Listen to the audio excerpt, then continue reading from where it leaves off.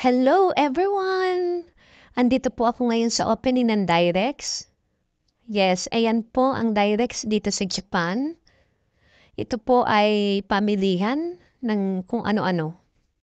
Kung mapapansin niyo po, punong-puno po ang parking area ng mga namimili. Ganyan po dito sa Japan, dinudumog nila. At ayan ang aking mansyon. Diyan lang po ako nakatira, kaya napakalapit lang po sa amin ng Direx. Andito pa po ako sa labas o sa harap ng Direx dahil iniisip ko ano nga ba ang bibilihin ko dahil katatapos lang din naming mamili nung nakaraang linggo. So yan po, samahan niyo ako guys. Pupunta po tayo sa loob ng pamilihan.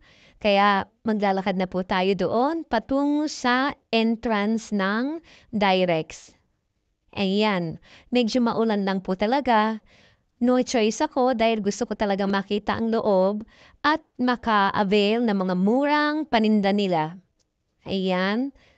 So, ayan po ang entrance patungo sa loob ng pamilihan.